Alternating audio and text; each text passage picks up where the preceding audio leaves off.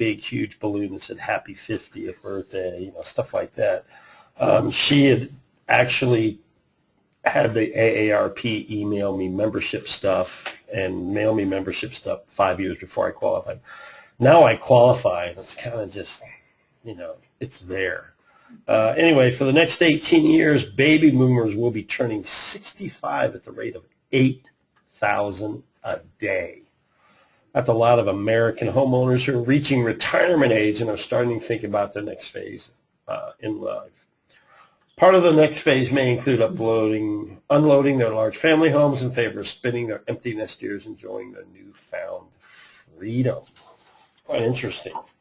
So smaller house equals smaller mortgage. Many baby boomers have a sizable home equity, may be able to cash out and purchase a new, smaller, less expensive home. So what kind of opportunity is this, do you think, for real estate agents? I think it's our biggest opportunity to really go out and get some good clients. The first-time home buyers are struggling in this market. The baby boomers have tons of cash. And if you can get in front of them and talk to them and make them see there's lots of benefits to start doing things now versus a couple of years from now. One thing I actually talked to them about is the $500,000 deduction. A lot of these guys, if they have $800,000, $900,000 worth of equity in their house, they're going to get hit pretty hard. So if they're right around that $500,000, they can take it now, not get taxed on it, and then buy the house that they want for the next phase of their life. That's something I'm really trying to talk to people about, is to plan now for your future. Good. So how do you think agents should target the baby boomers? How do you go after them? What's the process? This is something Kathy and I talked. This is something I lack. There's lots of ways to go after them. I've identified where I think the people are. It's my inability right now that's kind of holding me back from actually going after them. But the way you can go after them is you go through your title company. You identify a tract of homes. Let's just say it's homes over 2,000 square feet, 2-story. You can develop marketing around that to basically say anyone that's owned this home for more than 20 years and it's a 2-story, more than likely it's going to be someone in the baby boomer area. Mm-hmm. Target something there by saying, by the way, do you know what your house is worth? By the way, do you know what a single story is going for? Things of that nature. If you get a single story, I would definitely be sending mailer pieces out to everyone that has a 2-story for downsizing, things of that nature. Are you targeting baby boomers yourself in particular? Have you started a strategy around that? No, but my strategy, and like I said, that's where I lack. Right now, my strategy has been to go through my past clients who are the children of baby boomers and ask for referrals up to their parents. Echo boomers. If that's what you want to call it. Okay. Echo boomers. Yeah. I mentioned this last week's radio show. I should have looked up the author. The book was written in '92 called The Great Boom Ahead. It's probably, to me, the single best written book on economics. And all it did was follow birth rates in the economy. And you'll notice the bump in the stock market. Every time peak birth rates, those people reached their highest income potential years, stock market went up, the economy got better. And so we had this great boom in the late 90s, during the Clinton administration, right, and the 2000s, because you had the baby boomers in their peak earning and peak consumption years. And it showed that. He predicted in 92 that the stock market would hit 10,000. Now, in 92, the stock market was right around 1,800. Everybody called him a quack and an idiot. Oh, yeah? Yeah. And now, if you go back to the book, and I went back to it about a year ago, the echo boomers are now moving into peak earnings. So we're going to look at another bump. It showed a dip in the late 2000s. That's interesting. Did we have that? So if you look at his charts and you look at the economy, he's tracked pretty well. Something so simple to track. I think a lot of the economists out there that have 85 PhDs that have used these difficult formulas didn't want to look at his simple tracking of the economy. So you're looking at echo boomers is what the actual word is for those guys. Is there any skill set to need to work this demographic, do you think?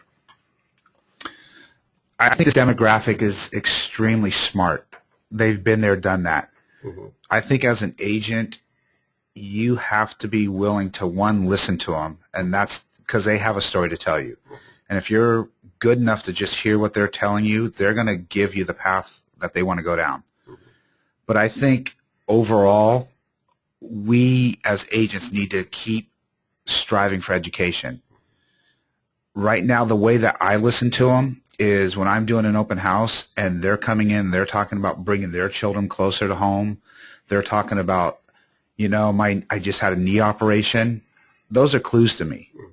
And really, it's a clue for me to have an opening to say, well, let's start talking about a zero entry shower. Let's, do you have a 2-story? Are you in a 1-story? Where do you live? Where do your children live?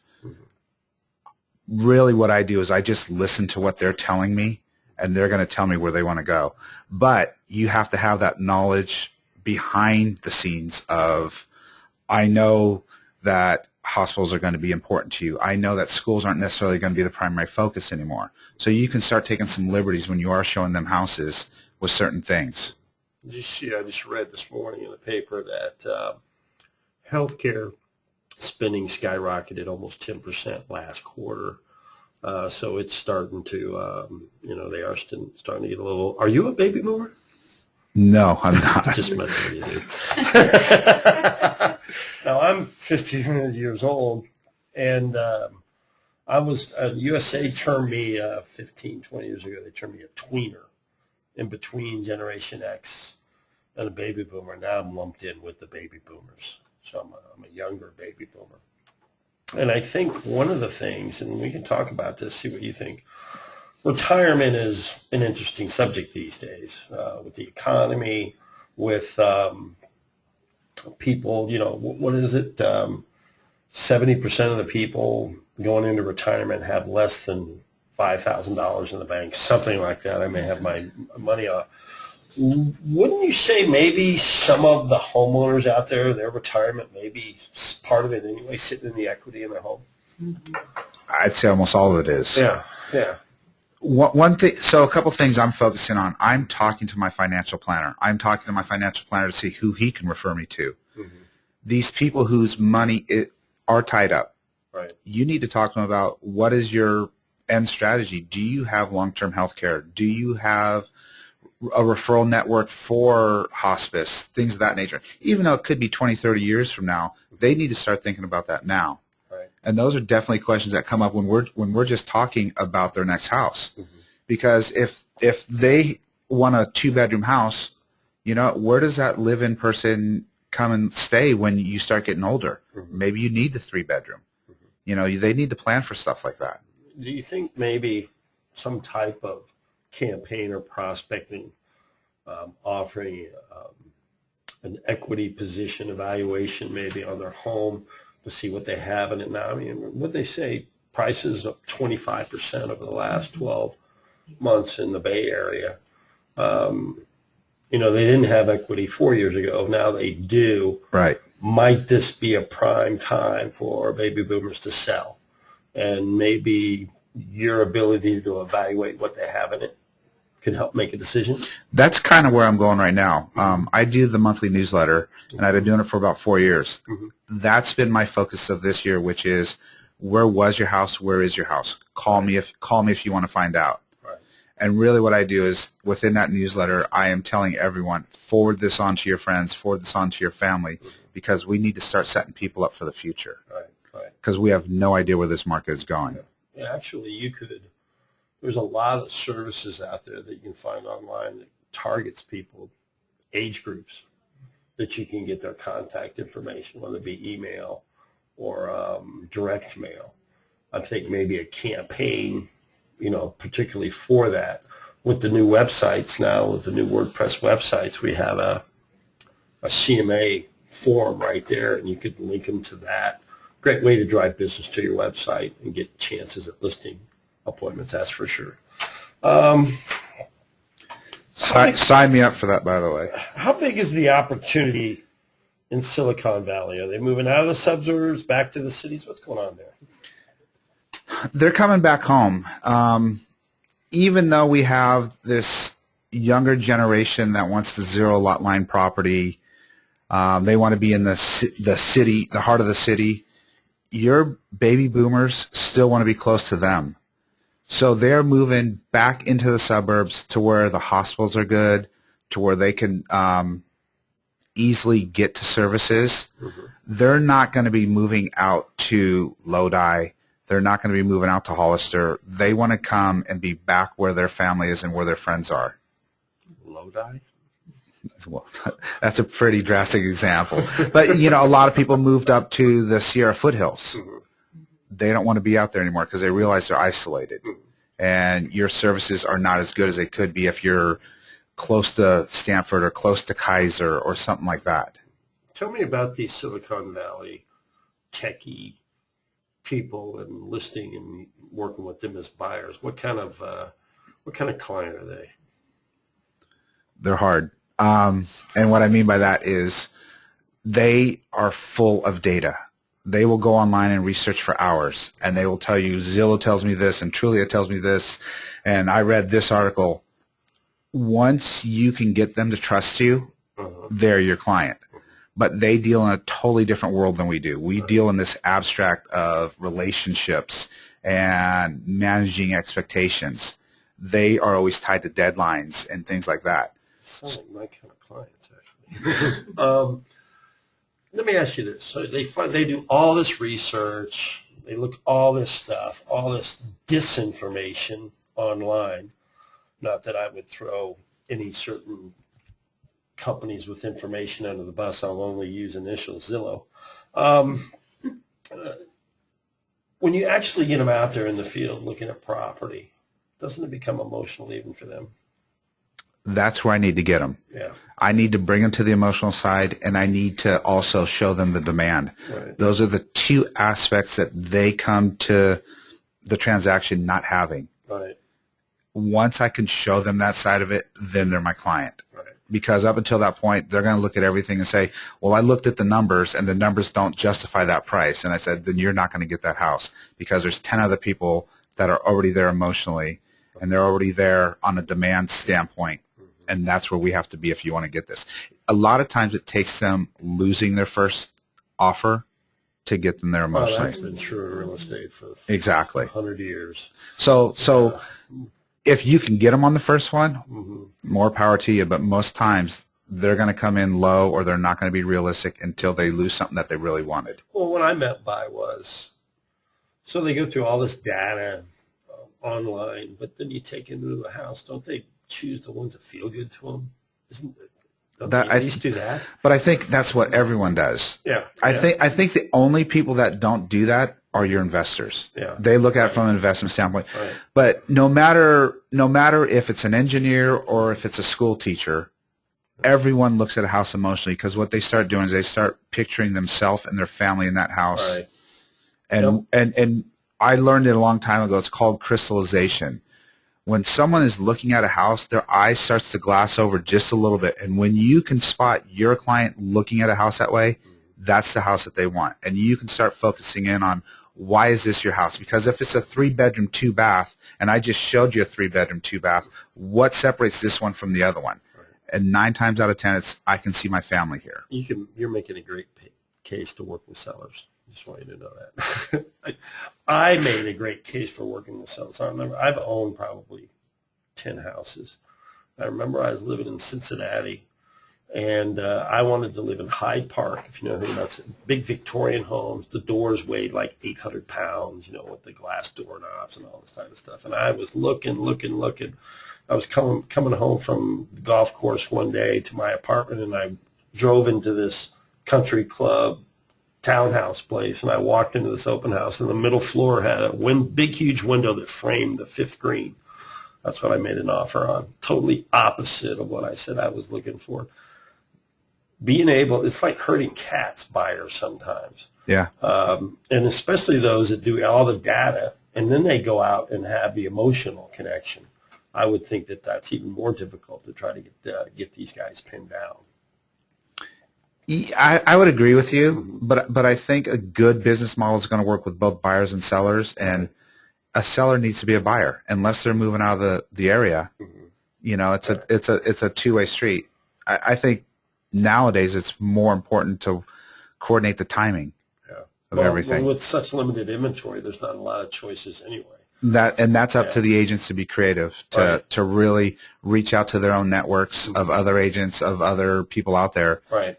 And just kind of, I mean, every realtor that's online right now knows you're on 24/7. Right. You never know when your phone's going to ring from something random, but you may be able to pull up something 5 weeks ago that you heard so-and-so was thinking of renting, and you follow up, you know, they're not going to rent now because something happened. Now they want to sell, and they want to go buy in this area. You just never know what's going to click and how you're going to get that deal done by just something that you can bring up from the past. Yeah. So tell me about your client base. How diverse is it, and how important is it to you to keep it that way? My client base ranges from age 80 to age 25. And I make sure that... You actually know somebody 25 that actually has money? Oh, wait, you're in Silicon Valley. Yeah, exactly. That's most of Silicon Valley. That's exactly. Right. That's right. Yeah. One company just has to IPO and you got clients. Right.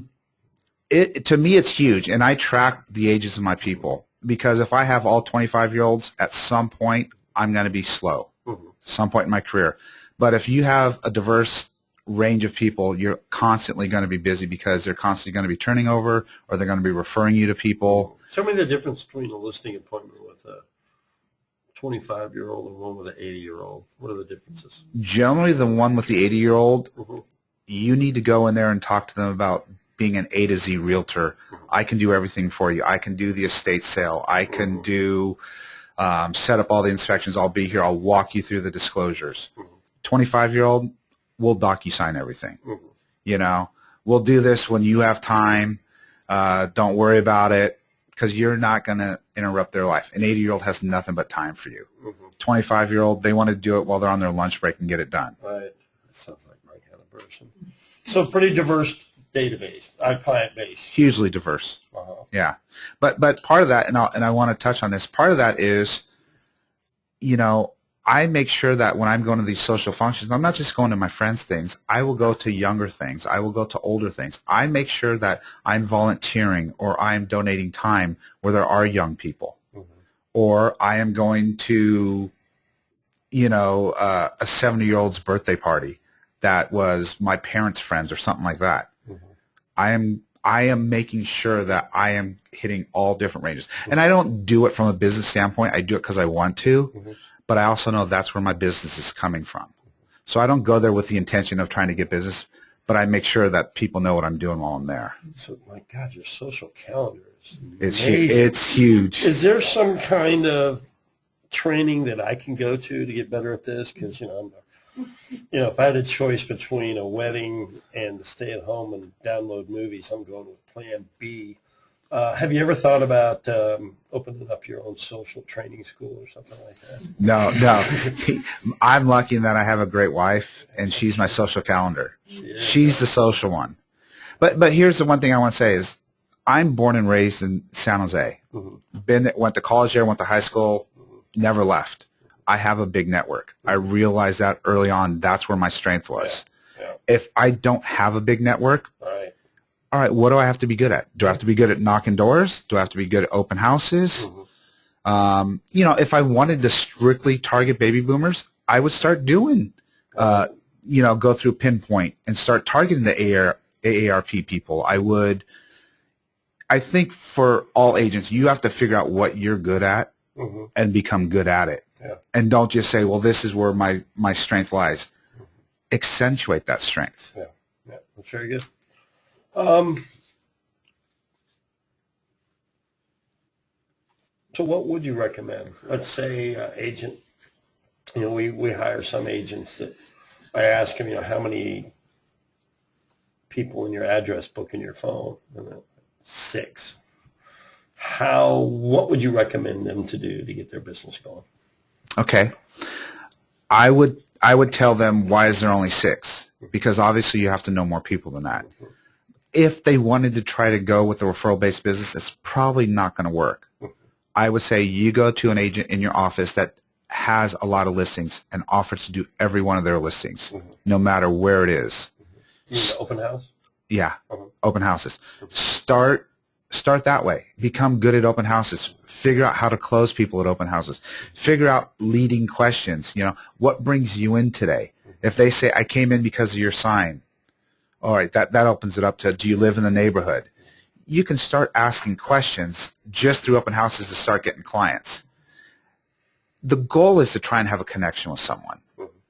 Not everyone is a dollar and cents type person, which is, I need to sell my house for this. I don't care what it takes. Get it done.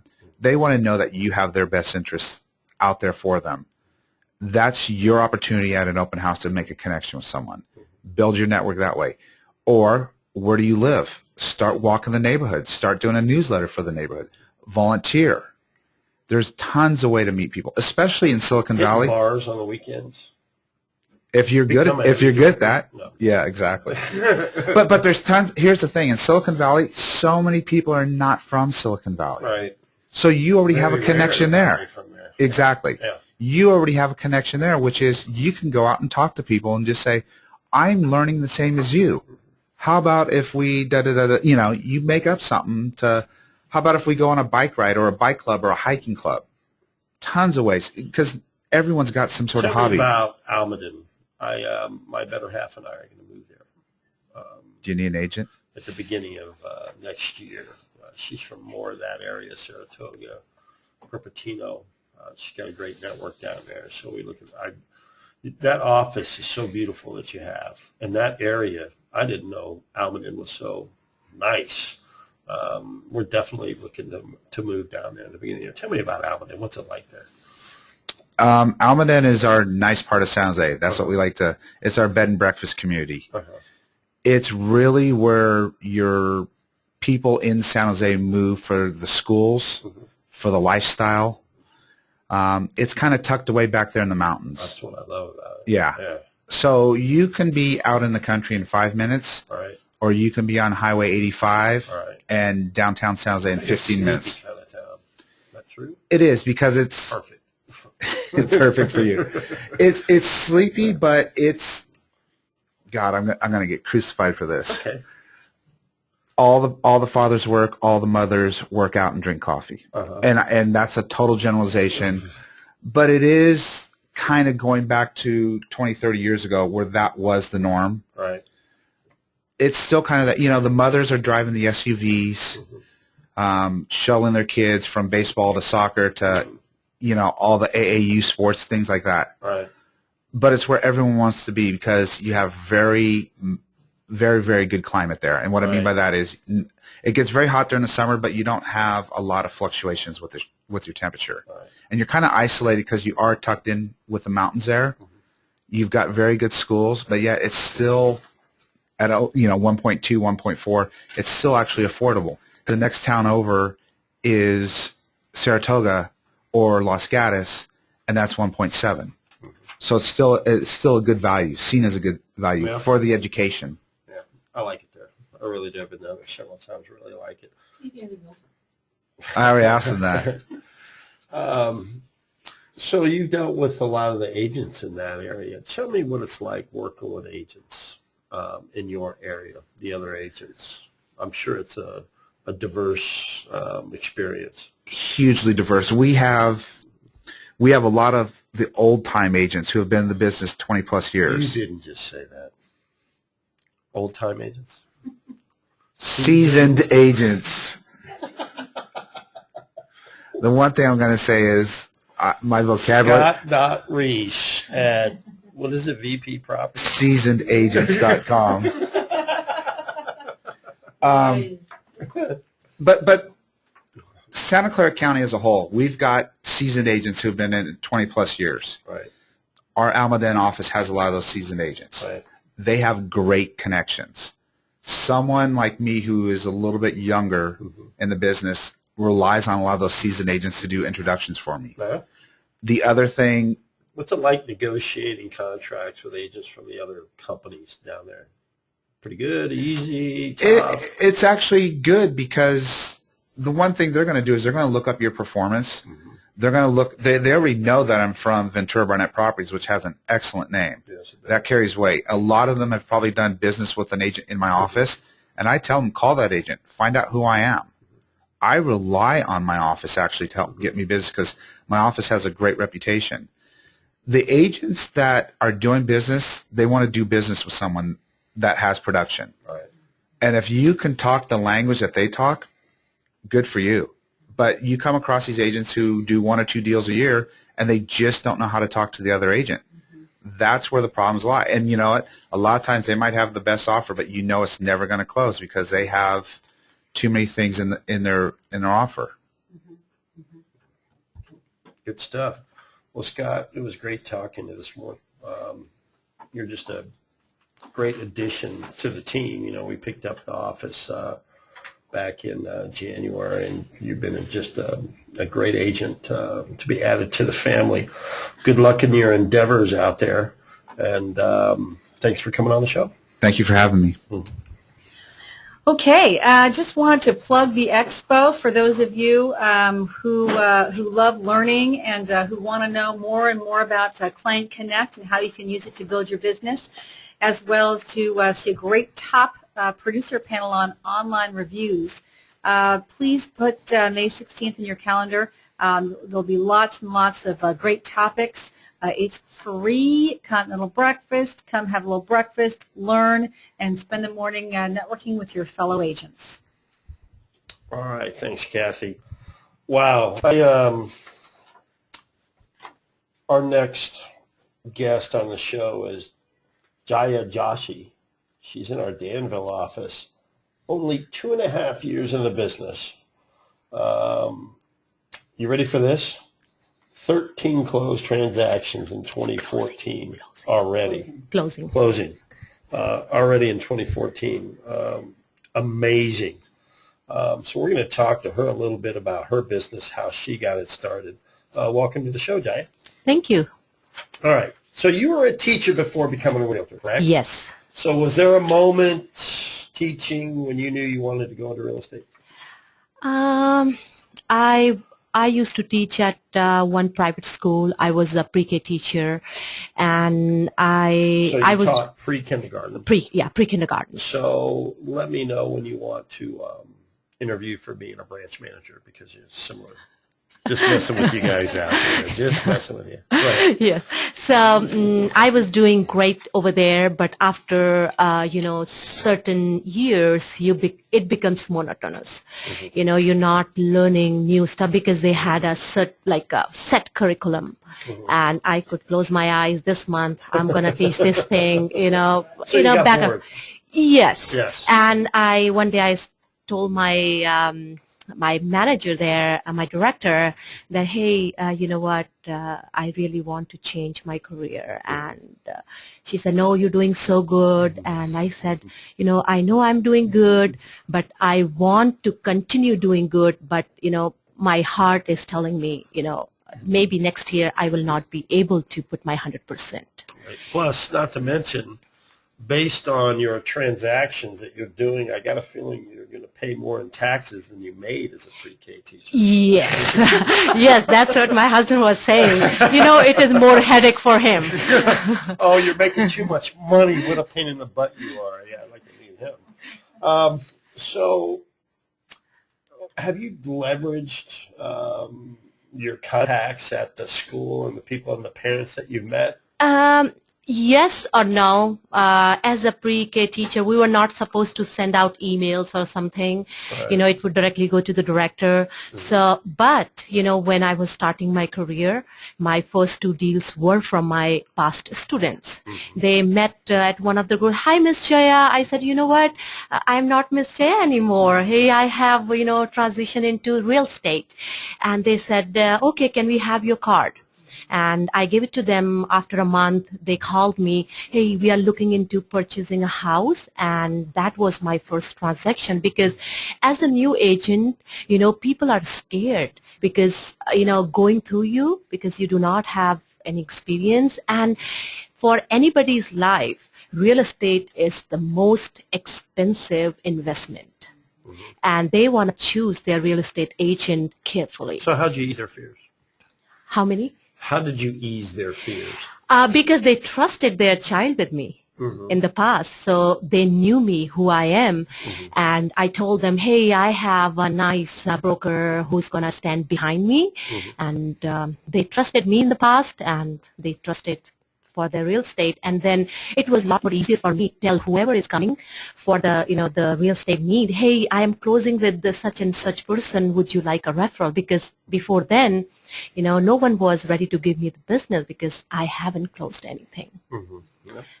Very good. So you started asking for referrals before even closing. Yes. And the start second business person going. I met, I said, hey, did you remember that, Excellent.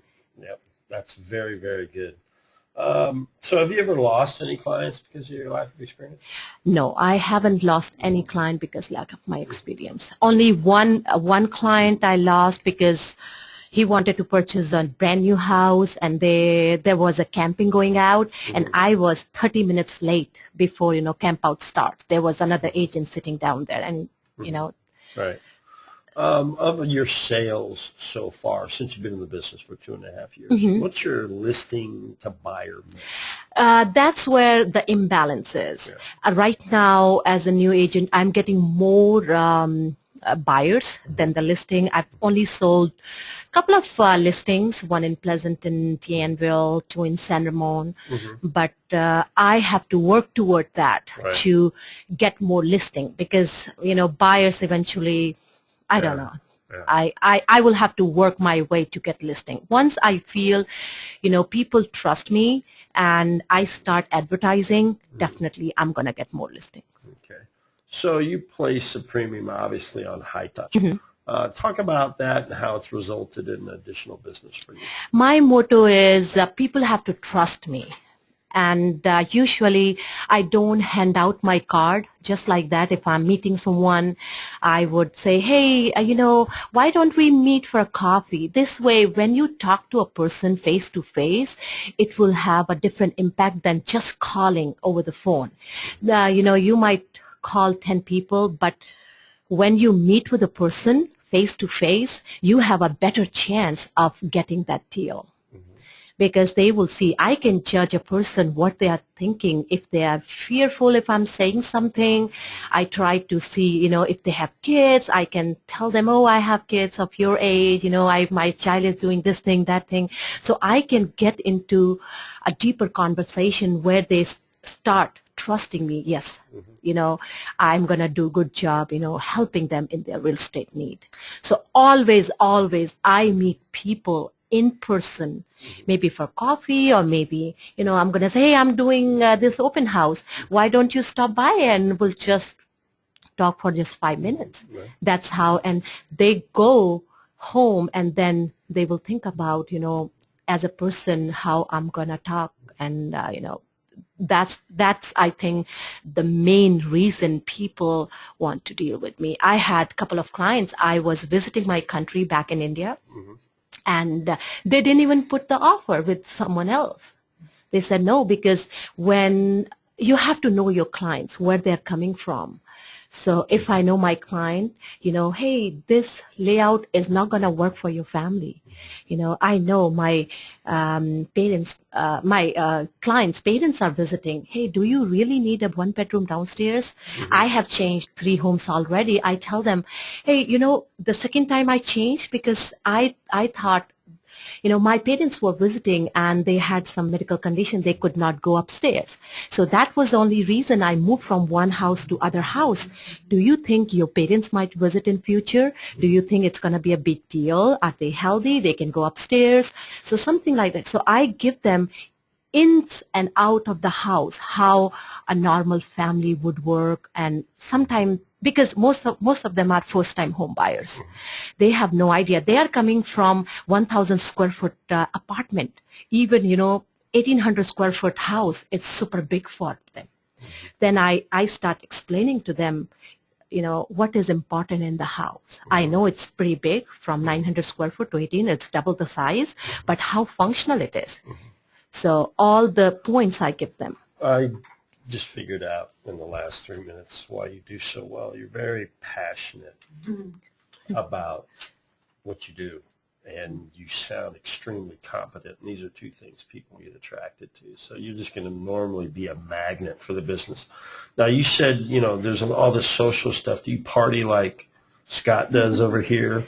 I mean, this guy is, he's at every, he's probably in most photo bombs that are out there for all I know. Do you go out there to weddings and do all that kind of social stuff? No, that's the thing. I have to take lesson from Scott. So the husband isn't the social director? No, my husband is not social at all. So what does what does your husband do? He is in the software business. Is he really? Yeah. Okay. Mm-hmm. Good for Yeah. him. Good stuff. You guys live in Danville? No, I live in San Ramon. You live in San Ramon? Yes. Okay. I live in San Ramon, but I do business Dublin, Pleasanton, San Ramon, and Danville. Yeah, so what was the question? You and I are going to go to Scott Reese's School of Social Networking. That's what we were talking about. No, I don't do any social networking. That's where I have to start working on. Right. And everything is going word of mouth. I told you when I was talking to Kathy, my first student's dad owned a grocery store. He was the one. Anybody come to his store, he took my cards and he would put it out in the corner. Oh, do you want a house? No, go with Jaya. Do you own a house? No, go with Jaya. So he was really, really, really helpful. That's awesome. Giving me the business very first year. Mm-hmm. And when people see, the shop owner bought a house through me, even, he was my very first buyer, that I think people were confident enough to talk to me. Mm-hmm. And then when they met with me, I told them this thing, that thing, and I have a good knowledge. I'm not the expert of the Indian Vastu, like a Feng Shui. So sometime, people would come and ask, hey, and then I'm going to say, hey, do you believe in Indian Vastu? And they will say, yeah. Do you have a knowledge? Say yes, that I again. do. Indian what? It's called Vastu. Okay. And what? It's Feng Shui. It's the Feng Shui. Yeah. Give me, for Indian. You know what? This is awesome. Sometimes I go off script. Yeah, I'm not the expert, but I have fairly good knowledge. Give me at least 3 or 4 rules of it, some big ones that need to be followed. Yes, so Indian people prefer house either has to be facing north or east. And even everybody knows, even builder knows, their east and north facing homes will go out first. South-facing homes will be standing a little bit longer. Wow. Because when I moved to San Ramon, the demographics were totally different. Now, if you pull out the demographics, it's completely different. You go to Dublin, Sahara Ranch, totally different. So it's changing, and it's changing super duper fast. So, and then second thing, the kitchen has to be, in certain direction. It just, for me, it is the bedroom has to be on the south part of the house. Any bad part has to be on the south part, so it blocks. And the entryway should be, good. It should be open. Your temple has to face in certain direction. So these are the things. Usually the main facing has to be right. Yeah, I had many clients, they will go with the compass. Oh, it is this, how many degrees south? They're not gonna be even looking at the house. Wow. I had so particular, and I told them, if you really believe in this, you better be ready to pay 50 to 80K more, because there are other people. Right. Yeah. Yeah. My clientele, I would say 95% of my clientele believed in at least direction of the house. Oh, man, that's interesting. Yeah. Wow. So I told them, oh, this direction, that direction. Oh, this house faces this direction. It is a good house. And they are willing to pay more for the peace of their mind. Yeah. Wow. That's interesting. That's really interesting. So you do zero marketing yourself. Yes. So where does your business come from? It's specific. Where It are is they coming all my clients. from? I have closed in last 2 years. I have closed many transactions. Like last week only, I was in one of my clients' housewarming. I make sure that I visit each and every housewarming. So usually represent first-time home buyers, and first-time home buyers are coming from apartment or a rental house. Most of the time, apartment. So I get to meet, last week, 15 new buyers. Potential buyer. Maybe they want to move from Cupertino or not. But if you talk about Cupertino, real estate is so expensive over there, 1.7, 1.8 million. And you get a, small house, 1,400, 1,800 square foot, it's 50 years old. When they come to this area, 1.2 will get you a really good house. That would be around 2,500 square foot to 3,000 square foot. Right. And I tell them, it is your choice. World is not perfect. You're ready to pay more and live in the older house, or you just compromise with the commute. That's the only drawback here. 4 hours. Yeah, 1 hour. Yeah, if you go, and these days people. I've been on that 680. I'm glad I don't run again, because I would have blown myself away in that traffic. And I tell them, negotiate with your company. You might be able to work 2 days from your Right. home. 3 days, going, 50 minutes. Or not 11 to 8. Yeah. Get different hours. Or does anybody know when the San Jose BART's going to be completed? Because when that's done, that's going to open up the world to these Yes. guys. I think the East Bay explodes. Yes. The minute the San Jose BART is done, its whole area explodes. So I give them the, all the possibilities. Hey, why you don't want to purchase here? And, try to cut a deal from your office. I have one client just put a check for one brand new house for 1.2 plus. And now they are negotiating with the company to move to this Oracle at Pleasanton. Yeah, it's the houses are more attractive out here for the money. Yes. San Jose, 780 square feet, house built in 1932, with the roof caving in, 6.2 million. And the No, I'm just kidding. main thing is people move here for the schools. Yeah. Yeah, why Mission San Jose sells so good? Schools, Cupertino schools, Saratoga schools, San Ramon. San Ramon Their school. Their high school. What was the school? It was like a 940. Yes. I was like, Yeah, that's it is unheard of. competing with Amazing. the Huh?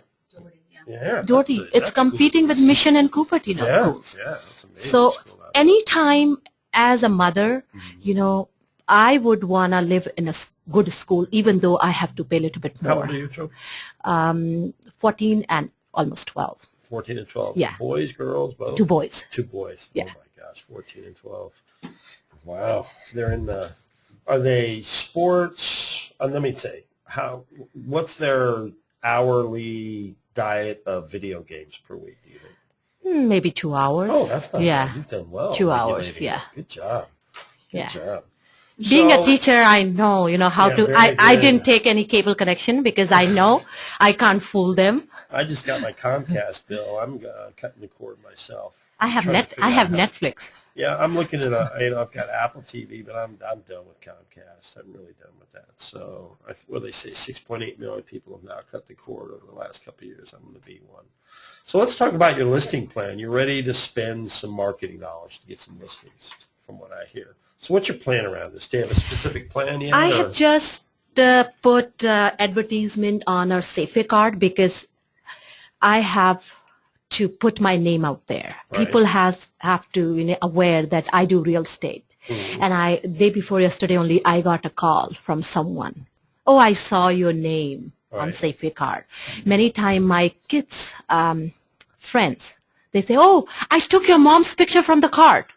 And I think potentially they are the one, they will be selling their homes because San Ramon Doty area has become very expensive. And the property tax Windermere area is around 1.7%.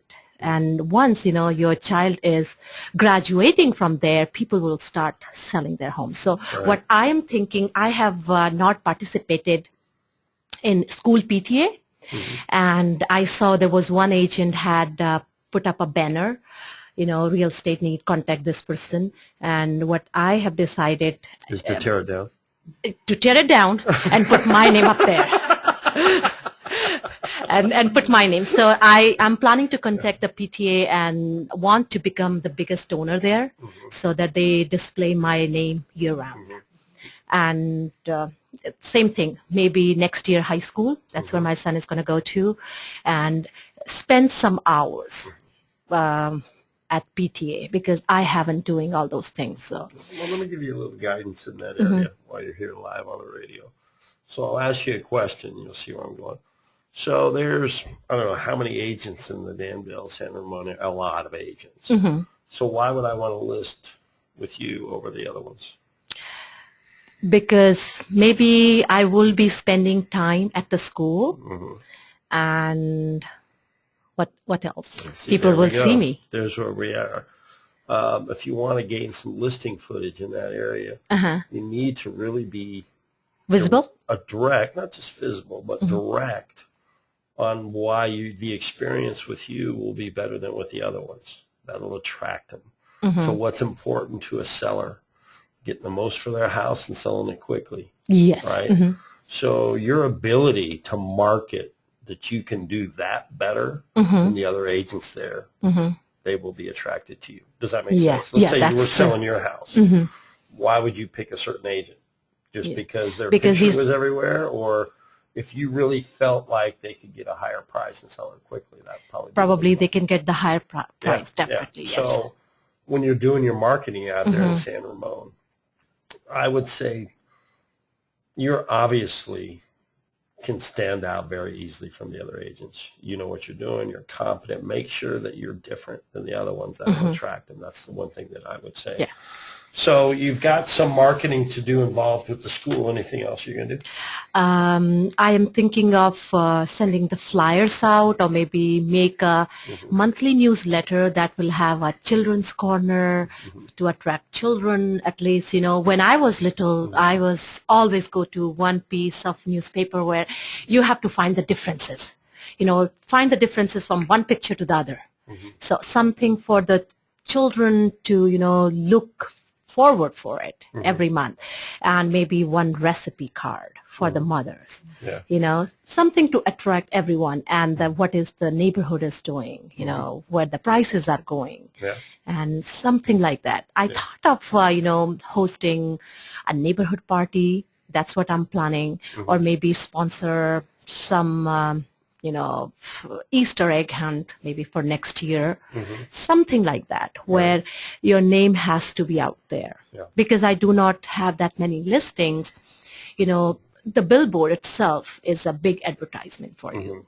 So I have to work towards that too, so that I can get something. Okay. So with just 2 years in the business, most of your business comes from referrals. How have you built this up in a short time? How could you, 2.5 years, I mean, you would say 99% of your business comes from referrals. How did you build it up so quickly? I had one client recently referred 6 of his friends. And 6, and 3 already I've closed this year. And the reason he was looking for a house with some other people, some other agent. And one day he met with me at one of the open house. I was doing for some other agent. I was volunteering. So he said, oh, you do real estate here? I said, yes. And he asked me a couple of questions. And 2 weeks down the road, he said, hey, I would like to work with you. And I asked him why you don't want to work with your current agent. And first thing, I didn't want to cut anyone else's business because I have no buyers. The reason he said, agent was very pushy. He said, no, this is the right house. You have to pay this price. And he was not comfortable. He said, I had put in 3 offers, but my agent was pushing me to get the house, pay at least this much. And my philosophy is totally different. Ultimately, who will have to pay the mortgage? It's the buyer. If the buyer is not satisfied, what he is paying, no matter what the market is, they understand market is high. They understand that they are paying premium. But on top of that, if I'm pushing, no, no, no, you have to pay, X amount of money to get the house, you know, I lost, 2 buyers. Not the buyers, actually. They backed out from the deal because I told them you have to pay 80K over asking because other people are paying, 50K over asking. So, and they are not very comfortable. They are comfortable what they are comfortable. Good for And them for not being comfortable doing that. yes. And then he ended up paying a little bit more, but after losing 4 houses with me. But next time when he was putting an offer, he was confident whatever he was doing. Because what he told me, every house he has put it with the other agent, he was able to get it, but he was not satisfied from within. He was thinking that, he's paying way too much for the property. Once he lost a couple of homes, he realized what is the market. And then, he was ready to pay a little bit more. I will never push any buyer. And, I will always tell them, you might lose a couple of homes in the very beginning so that they don't come after me. Hey, if you go with Jaya, you're never going to get the house. Right. But they have to understand what the market is. I can tell you another reason why you get great business. Obviously, you're not attached to the commission. You're attached to doing a good job and telling the truth. And clients feel that. People know when somebody's in their car only for the commission, and people know when somebody's in their car is because they're passionate about what they do and they want to serve people. I just got to tell you right now, that's probably the biggest reason you get a lot of business right there. And one more extra thing I do, I always go and thank the person who referred to me. I take a small thing. I take maybe a small present. Yeah. I always do. That's go really back, good. Make a handwritten note, right. And then maybe, a small present. Yeah. Thank you for your business. That's really smart. That is probably the best tip of the day. Right and there. I always take a small piece of, one small cake for the kids. Jaya came by and she got a cake, and kids remember, oh, we're eating cake. Right. The same thing. My kids, really they don't good. care. All they care is good cake. Stuff. That's really good. So, last question. So, do you use First Alert at all? Do you use that function online yet? It's kind of Yes, I do. But you talk to them first. Yes. So tell me how you function with First Alert. Obviously, that's something that's close to my heart, so I want to hear how you use it. Yeah, so if somebody calls me and they want to know how I run my business, I usually tell them, hey, let's come over and meet for coffee.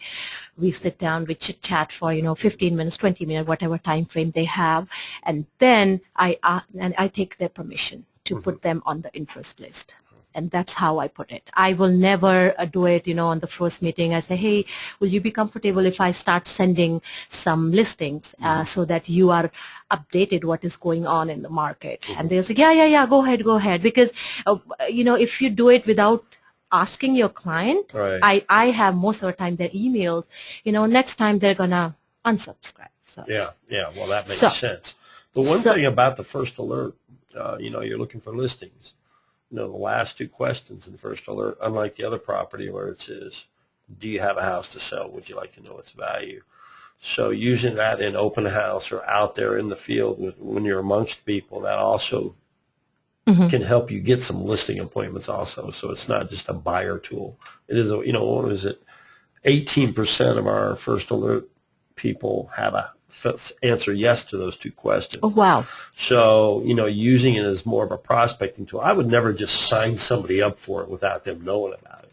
But having it on your, I don't know, do you have a tablet, an iPad, or do you have one of those? Yes, I do. Yeah. So you just bring up that page on your iPad and show it to somebody, whether you do an open house or wherever you're at. Would you like to know what house is coming on? Be the first one to know. And then when they go through it, it asks them, do they have a house to sell? It's a great way to identify sellers. Okay. So it's good for that. Well, Jaya, you were amazing. You are amazing. Our 2 guests today, great agents. Really, thank you so much for coming on. Thank you for having me. Yes. Well, guys, that's it for this Cinco de Mayo. Just please do me a favor. Don't party so much today. And, if you get into trouble partying today, I'm pretty sure everybody has Kathy Harrington's cell number. She'll be happy to help you out in any situations that you have. So, all right, guys, have a great day.